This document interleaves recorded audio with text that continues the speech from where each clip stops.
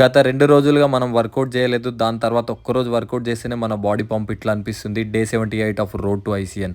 ఈ రోజు నా ఎంప్టీ స్టమక్ వెయిట్ వచ్చేసి 60.75 ఉందన్నమాట. వెయిట్‌లో ఎక్కువ ఫ్లక్చుయేషన్ లేవు. కానీ బాడీలో మాత్రం మస్తు చేంజెస్ కనిపిస్తున్నాయి. బ్రేక్‌ఫాస్ట్ అండ్ నా లంచ్ కంప్లీట్ చేసేసుకున్న. ఈ రోజు వచ్చేసి మన హై కార్బ్ డే. ఇప్పటి నుంచి వారంకి ఒకటే హై కార్బ్ డే ఉంది. కానీ పీక్స్‌లో ఉంటదన్నమాట ఎనర్జీ. ఈ హై కార్బ్ డే కూడా వచ్చేసి మన లెగ్ వర్కౌట్ రోజు పెట్టుకుంటా. ఈ రోజు నా లెగ్ వర్కౌట్ కంప్లీట్ చేసేసుకున్నా. మినిమల్‌గా వెయిట్స్ తీసుకుంటున్నా. మరీ హెవీగా లిఫ్ట్ చేయట్లేదు. కంపల్సరీ మీరు ఫ్యాట్ లాస్ ఉన్నప్పుడు పీక్ స్టేజ్ లో ఉన్నప్పుడు కంపల్సరీ హెవీగా లిఫ్ట్ చేయకండి. కొంచెం ఇంజురీ అయినా అనుకోండి తర్వాత మీకు చాలా ఇబ్బంది పడతారు. రూమ్ కి వచ్చేసి నా లెగ్ కండిషన్ చూసుకున్నా, చూసినారు కదా ఎంత షార్ప్ గా కనిపిస్తుందో బాడీ.